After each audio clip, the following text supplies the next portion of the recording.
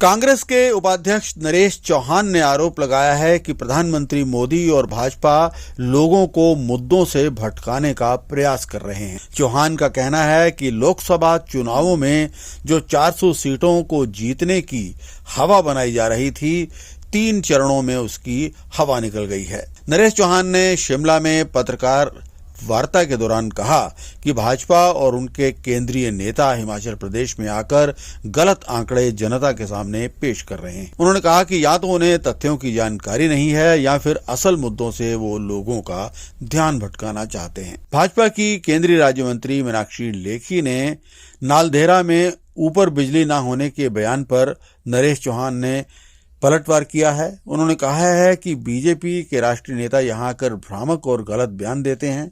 उन्होंने कहा कि भाजपा के राष्ट्रीय नेता हिमाचल जरूर आए, लेकिन अपने साथ सही आंकड़े भी लेकर आए। नरेश चौहान ने कहा है कि जयराम ठाकुर सेब पर प्रदेश में 50 रुपए न्यूनतम समर्थन मूल्य देने की बात कर रहे हैं।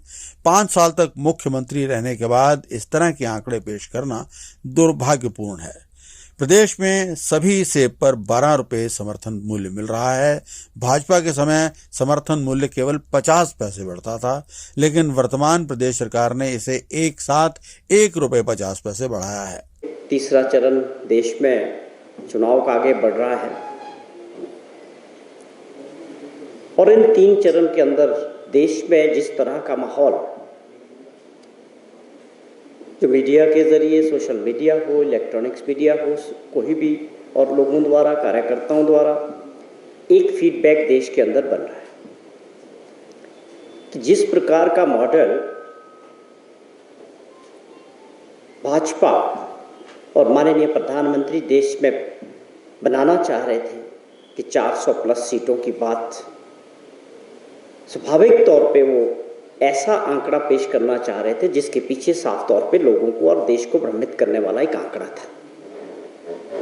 वो एक स्ट्रेटेजी का पार्ट था कि हम 400 बोलते रहेंगे, लेकिन इसकी सारी हवा इन 3 चरण के चुनाव में देश में निकल चुकी और देश में जो माहौल है वो बिल्कुल स्वाभाविक तौर पे जो है बदलाव का है।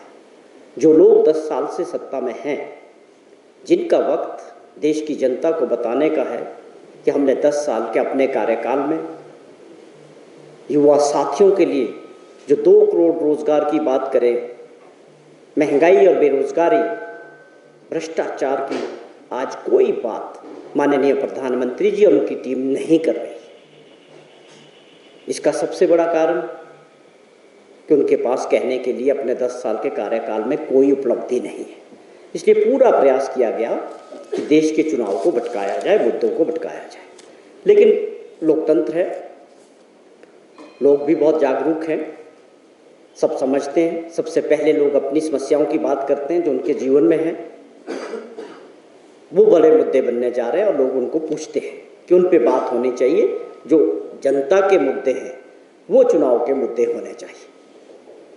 तो इसलिए बौखलाहट प्रधानमंत्री जी में और उनकी टीम में साफ तौर पे दिख रही है। जिस तरह का माहौल देश में इलेक्शन के दौरान बयानबाजी देश के माननीय प्रधानमंत्री जी अपने विपक्ष के नेताओं के लिए खास तौर पे कांग्रेस पार्टी को कोसने का काम कर रहे हैं।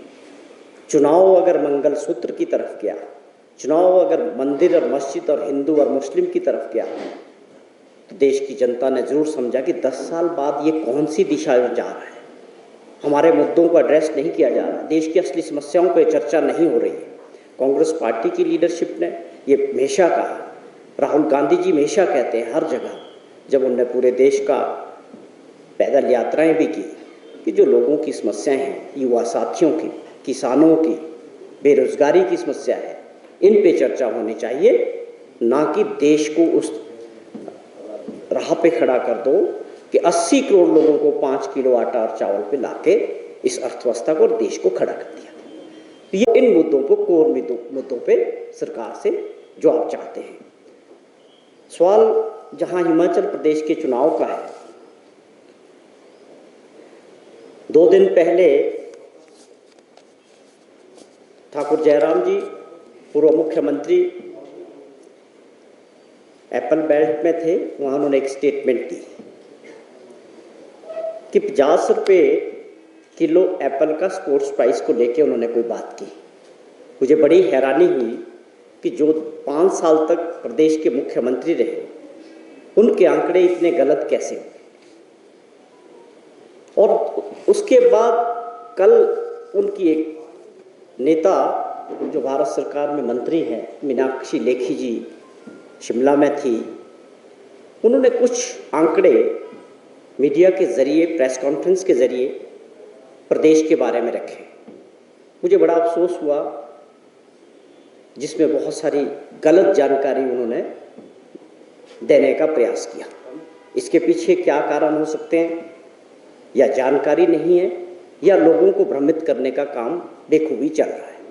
तो हमने ये अपनी जिम्मेवारी समझा आप लोगों के माध्यम से कि इन दोनों बातों पे हम ज़रूर जो वास्तविक स्थिति है वो बताने का प्रयास करें। जहाँ तक सवाल है, हिमाचल एप्पल स्टेट है, उसके बाद आगे बढ़ा, आज हमारे फ्रूट्स बहुत सारे हैं, सब्जियों में हमारे लोगों ने, हमारे किसानों ने बहुत बड़ा नाम कमाया है कैश क्रॉप के तौर पे।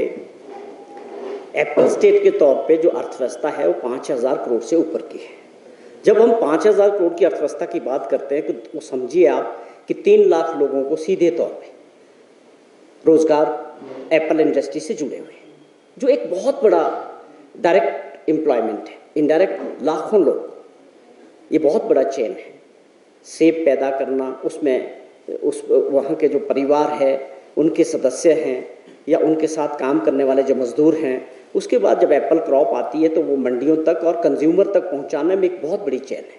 उसमें आढ़ती है, कमीशन एजेंट्स हैं, बीच के लोग हैं, ट्रांसपोर्टर हैं, बहुत सारे लोग हैं। लास्ट मैन इज रेडी वाला, जो आपके घर पे आके रेडी में फल बेचता है। तो इनडायरेक्टली एक बहुत बड़ी इंडस्ट्री है जो बिना सरकार के सहयोग से लाखों लोगों को रोजगार देती है।